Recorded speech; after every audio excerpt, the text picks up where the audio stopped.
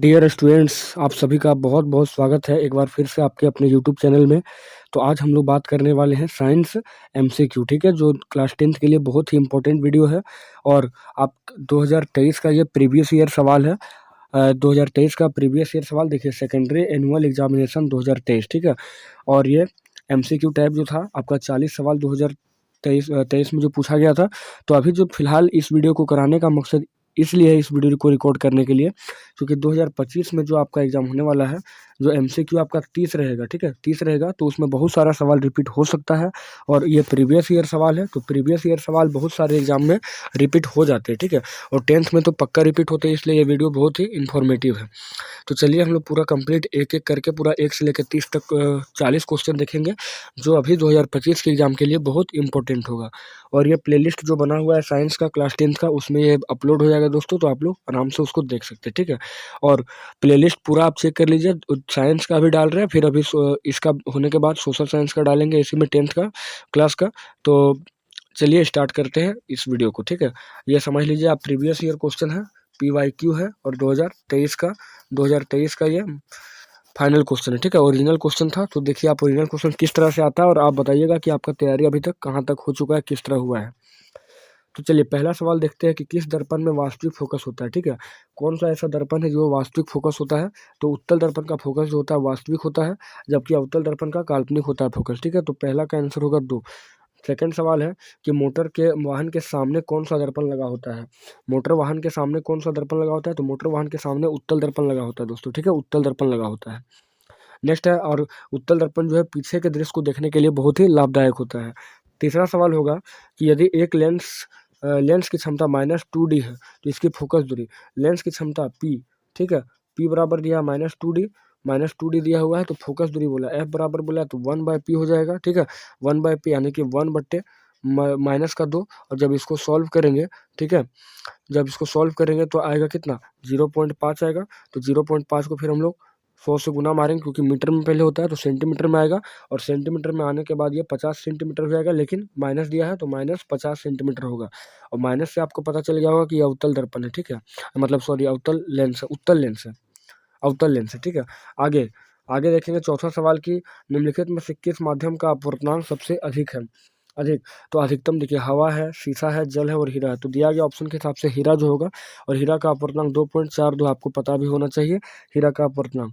Next question होगा, next 5वां number सवाल है, प्रिज्म द्वारा प्रकाश का की कौन सी परिघटना होती है।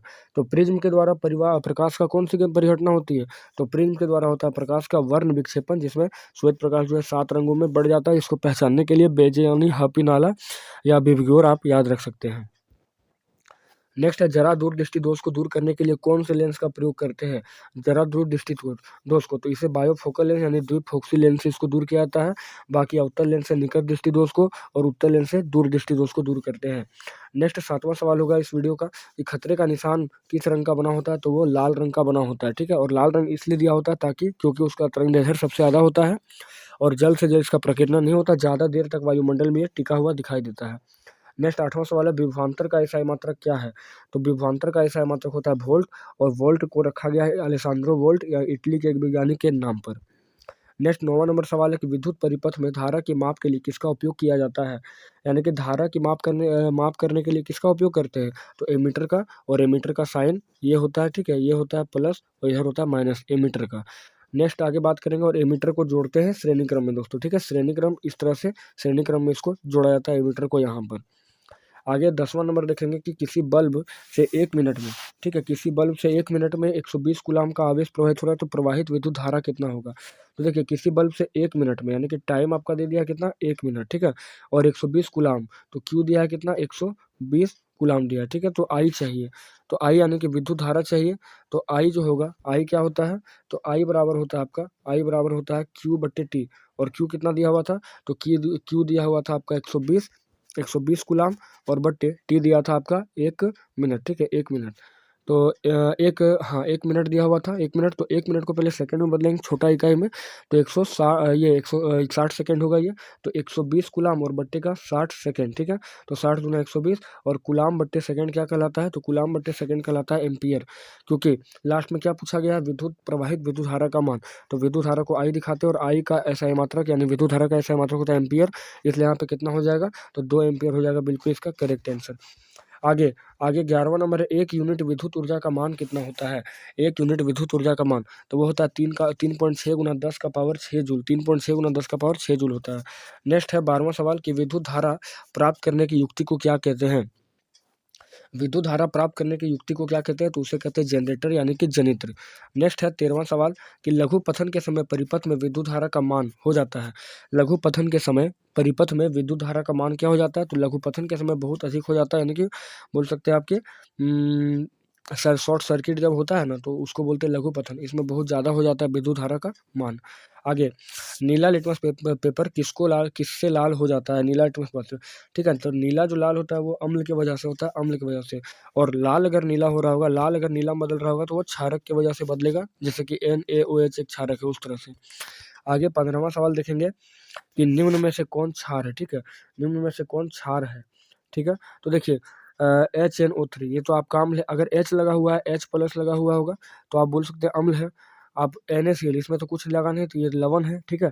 और CH3 COO, तो लगा हुआ है, लेकिन यहाँ डबल O भी लगा हुआ है, तो डबल O अगर लगा होता है COOH, तो वो अम्ल होता है, कार्बोक्सिलिक अम्ल का एक ये है, ठीक है। तो बच गया NaOH, यानी कि आपको पता होगा कि जल क्या होता है, जल जो मतलब जल में जो क्षारक होता है वो घुल कर क्या देता है, OH माइनस देता है, और OH पीछे लगा हुआ है, तो जाहिर सी बात है यही क्या होगा, क्षारक होगा। नेक्स्ट पूछा गया जिप्सम का रासायनिक सूत्र क्या है, तो जिप्सम का रासायनिक सूत्र क्या होता है, CaSO4 इंटू 2H2O। जिप्सम का सूत्र होता है CaSO4 इंटू 2H2O। आगे 17वां सवाल है कि समीकरण CaCO3 और उष्मा CaO प्लस CO2 में किस प्रकार की अभिक्रिया है। तो आप देखिए एक बड़ा यौगिक यहाँ पर 2 छोटे छोटे यौगिक में टूटा है, तो इसको बोलेंगे वियोजन अभिक्रिया। नेक्स्ट बात करेंगे 18वां सवाल कि जल के विद्युत अपघटन में कैथोड पर कौन सी गैस मुक्त होती है, तो कैथोड जो होता है उस पर H2 गैस मुक्त होता है, H2 गैस, ठीक है। नेक्स्ट है कि नेक्स्ट क्वेश्चन है कि उपचयन और अपचयन अभिक्रिया का दूसरा नाम क्या है, यानी कि एक में ऑक्सीजन का वृद्धि होता है और एक में ऑक्सीजन का ह्रास होता है। इसमें जब ऑक्सीजन का वृद्धि होगा तो हाइड्रोजन क्या होगा, कम, और एक में क्या होगा, ऑक्सीजन कम तो हाइड्रोजन ज़्यादा होगा, ठीक है। तो उपचयन और अपचयन को क्या बोलते हैं साथ ही साथ, तो इसको रेडॉक्स अभिक्रिया भी कहते हैं। 20वां सवाल है कि निम्न में विद्युत का सर्वोत्तम चालक कौन सा है। सर्वोत्तम चालक, तो देखिए Fe है, Zn है, Al है और Cu है। तो दिए गए ऑप्शन के हिसाब से Cu जो होगा सबसे बेटर ऑप्शन होगा, कॉपर। आगे सवाल पूछा गया गंधक क्या है, गंधक यानी सल्फर, ठीक है। तो सल्फर एक अधातु है दोस्तों, ठीक है, सल्फर एक अधातु है। गंधक देख के परेशान नहीं होना, ये सल्फर होता है, ठीक है, सल्फर S16। आगे 22वां सवाल है सीसा और टीन के मिश्र धातु को क्या कहते हैं। सीसा और टीन के मिश्र धातु को कहते हैं सोल्डर, ठीक है, सोल्डर कहा जाता है और इसे सोल्डिंग करने में काम आता है। आगे 23वां सवाल है कि CnH2n प्लस 2 किसका सामान्य सूत्र है। तो CnH2n प्लस 2 किसका है, एल्केन का। और अगर एल्किन का बात किया जाए, एल्किन का, तो ये होता है CnH2n और CnH2n सिर्फ, और एल्काइन का होता है CnH2n और माइनस का 2 होता है। आगे बात करेंगे एल्डिहाइड का प्रक्रियात्मक समूह क्या है, एल्डिहाइड का, तो एल्डिहाइड का क्या होता है, CHO होता है।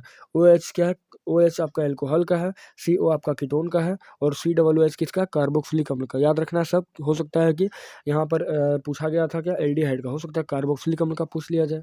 आगे 25वां सवाल है कि एथनॉल सोडियम से अभिक्रिया कर कौन सा गैस मुक्त करता है। तो एथनॉल जो होता है वो सोडियम से अभिक्रिया करके H2 गैस मुक्त करता है दोस्तों, ठीक है, H2 गैस। नेक्स्ट क्वेश्चन होगा 26वां कि आधुनिक आवर्त सारणी में आवर्तों की संख्या कितनी है। तो आवर्तों की संख्या जो है 7 होती है, ठीक है। आगे बात करेंगे स्वपोषी पोषण के लिए आवश्यक है। देखिए स्वपोषी पोषण यानी कि प्रकाश संश्लेषण, तो प्रकाश संश्लेषण के लिए CO2 जल दोनों चाहिए, क्लोरोफिल भी चाहिए और सूर्य का प्रकाश भी चाहिए। तो इसमें क्या हो जाएगा, इनमें से सभी। नेक्स्ट है 28वां कि जठर ग्रंथि पाई जाती है। तो जठर ग्रंथि पाई जाती है अमाशय में, जिसे जठर ग्रंथि कहते हैं, ठीक है, गैस्ट्रिक ग्लैंड बोलते हैं इसको। नेक्स्ट पूछा गया है 29वां कि पित्त रस का स्राव होता है। पित्त रस का स्राव कहाँ पर होता है, तो पित्त रस का स्राव जो होता है आपका यकृत के द्वारा होता है, यकृत, ठीक है। पित्त रस का स्राव जो होता है लीवर यानी कि यकृत की वजह से होता है। आगे 30वां सवाल है सबसे छोटी अंतःस्रावी ग्रंथि कौन सी है। सबसे छोटी अंतःस्रावी ग्रंथि यानी कि पिट्यूटरी, यानी कि इसे पीयूष ग्रंथि भी कहते हैं, पीयूष ग्रंथि यानी कि पिट्यूटरी ग्लैंड।